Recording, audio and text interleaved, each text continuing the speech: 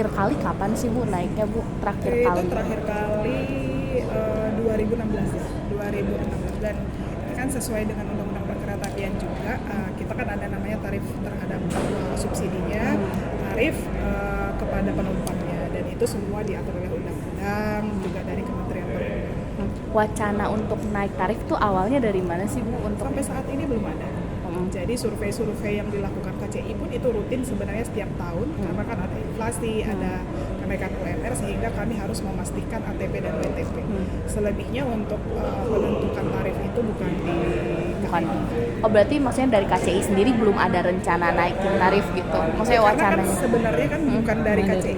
Oke. Jadi sesuai dengan undang-undang ini kan ada undang-undang tersebut ditentukan oleh regulator, dan kami terus bekerja sama gitu ya. Tapi sampai saat ini kita belum.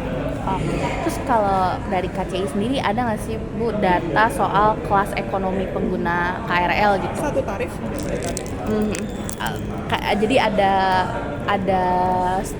pengamat nih gitu Bimo mengatakan bahwa katanya subsidi yang diberikan untuk KRL itu kurang tepat sasaran gitu karena penggunanya mayoritas pegawai swasta yang pendapatannya sekitar 5 juta gitu. Nah, gimana sih maksudnya tanggapan KCI soal itu gitu? Operator sebenarnya kan mengoperasikan sarananya. Masalah tarif tadi diatur oleh regulator, sehingga ada tarif kepada penumpang, ada tarif terhadap subsidi.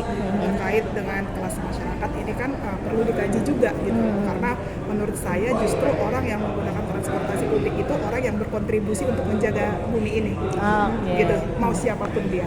So siapapun pengguna transportasi publik itu sangat berkontribusi untuk tidak menambah kemacetan, menambah polusi. Jadi regulasinya seperti apa itu kita tetap mengacu kepada regulator kita di Kementerian Perhubungan. Tetapi sangat positif ketika banyak pengamat-pengamat yang memberikan alternatif-alternatif sehingga nanti didapatkan satu rumusan yang baik ya.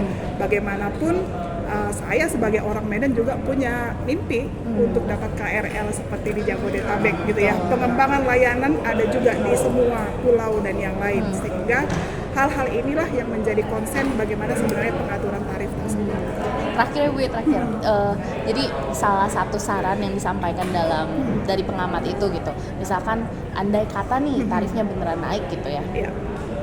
Kan tetap ada kelas yang mungkin tidak bisa afford itu gitu, misalkan let's say buruh, pelajar mahasiswa gitu. Apakah memungkinkan jika jadi sarannya itu kasih harga khusus gitu untuk buruh, pelajar mahasiswa? Apakah memungkinkan kalau misalkan seandainya kata benar seperti itu gitu?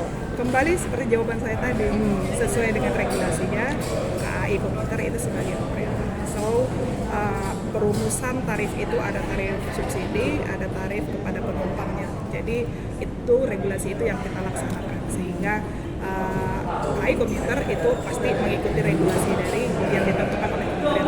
Berarti dari Kemenhub semuanya ya, jadi bukan KCI yang menentukan gitu ya? Iya, karena kita PSO kan. Oke. Sesuai dengan undang-undang perkeretaapian.